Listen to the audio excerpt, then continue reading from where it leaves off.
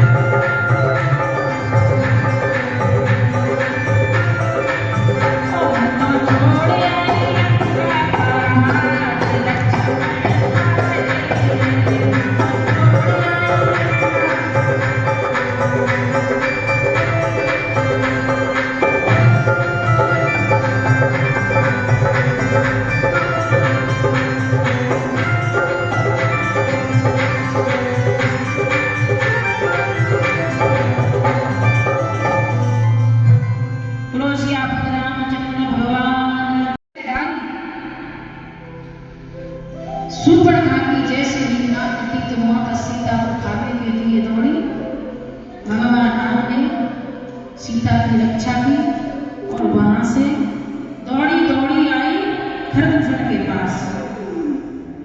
खरदूषण में उतनी ही शक्ति उतना ही बल था जितना रावण में था, और आकर के क्या कहा कि हे सूर्य जो धिक्कार है तुम पर, मैं तो राम के पास इसलिए गई थी कि जो सुंदर सी स्त्री है वो अपने भाइयों के लिए ले आऊं, और मैंने जब कहा कि खरदूषण मेरे भाई हैं अपनी स्त्री को उनको दे दो, तो उन्होंने मेरी नाक काट दी। समझ में आई बताई? शूर्पणखा कह रही है अपने भाइयों से, खरदूषण से, कि मैं तो उस भाभी लेने गई थी तुम्हारे लिए, लेकिन मेरी नाक उन्होंने काट दी है। दो रघुवंशी हैं और बड़ी सुंदर सी स्त्री है, और उनको बार बार धिक्कारती है। नाक कान बिनु भई बिकरारा, नाक कान बिनु भई बिकरारा, चंद बसे के नारा, खरदूषण बड़े गई बिलखाता, धिग धिग तब कोर सो गय धारा, धिग धिग बल कोर सो गय धारा। धिक्कार है तुम ऐसे भाइयों को जो तुम्हारे होते हुए तुम्हारी बहन की नाक कट गई। खरदूषण क्रोध में खड़े हुए और कहा कि हमारे होते हुए हमारी बहनों की नाक, हमारी बहन की नाक जिसने काटी है उसको अभी जाकर के मार देंगे। तो सेना सजा करके पहुंचे, वहां भगवान को ललकारा, और भगवान को जैसे ही ललकारा है, न चढ़ाए सिर जट झूठ, सैल पर लहत नामे, कौन सोनू गुण कटी दसिन संकर साल हुए, चाप विसर सुधार के, चितवत मनो प्रविराज प्रभु गजराज घटा। भगवान राम के धनुष का नाम है कोदंड, और भगवान कृष्ण के नाम धनुष का नाम है सारंग। तो कोदंड चढ़ाए,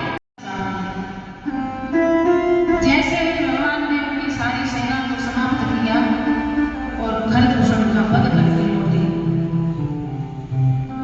जब शूर्पणखा को यह पता चला कि खरदूषण का वध हो गया, तो दौड़ी दौड़ी रावण के पास पहुंची।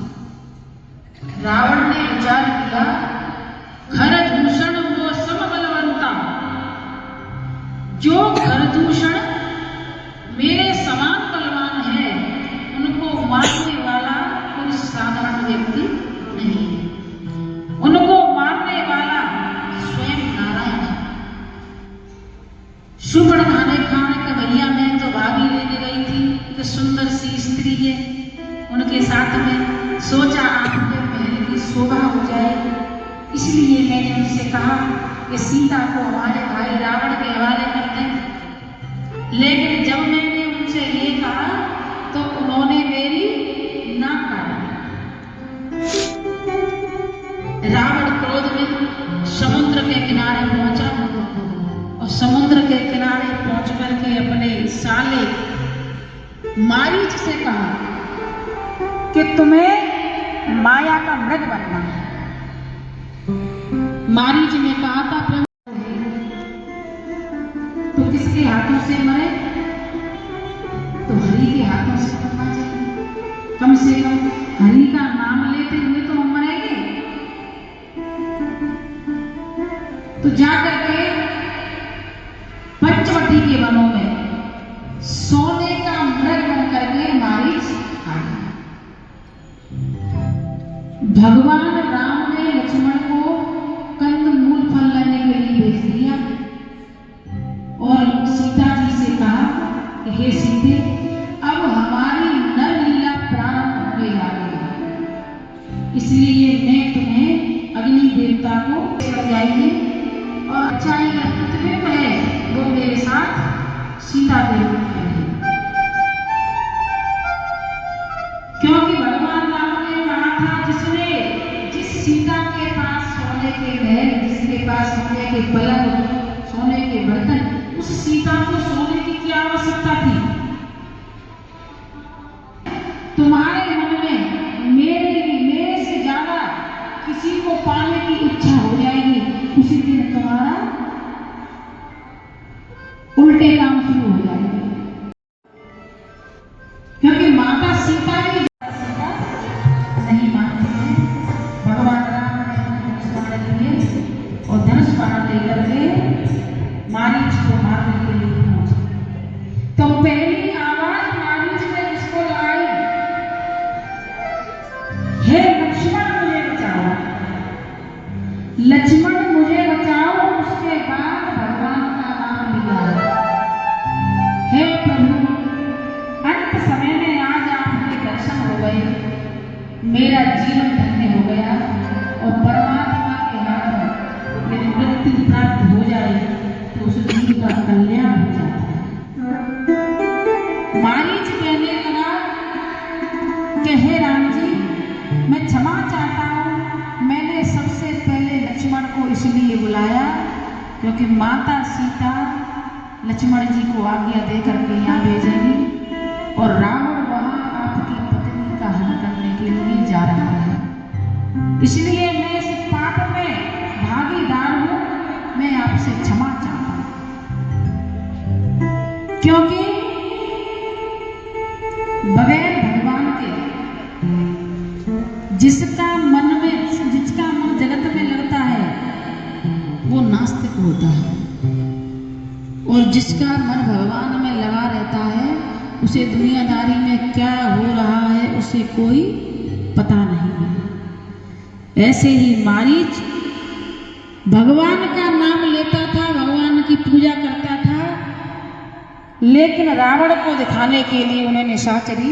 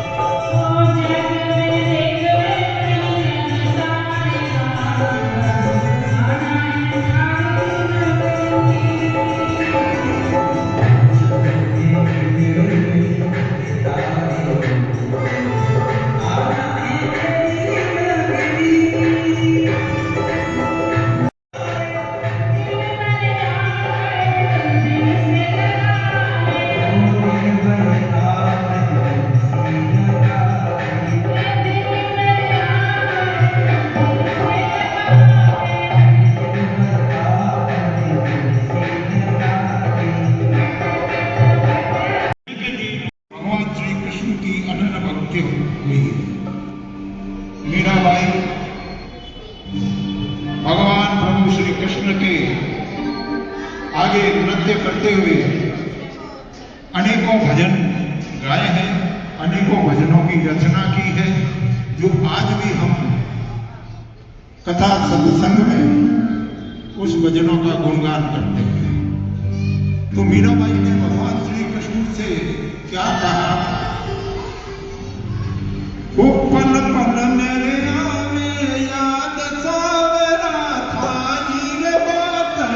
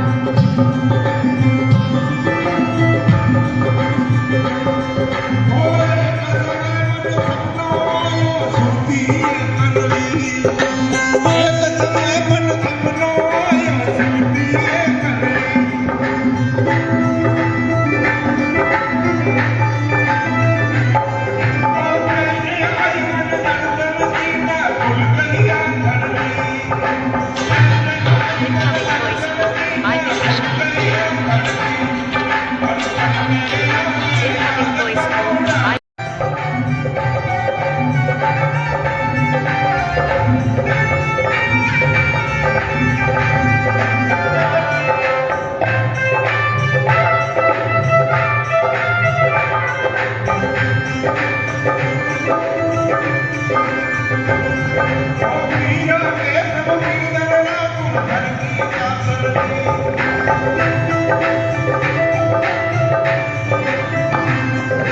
मीरा के जावे के संकट हटे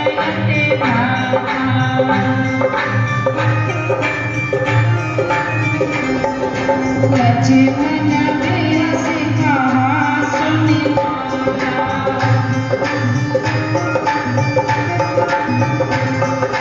रघुदेवी रास से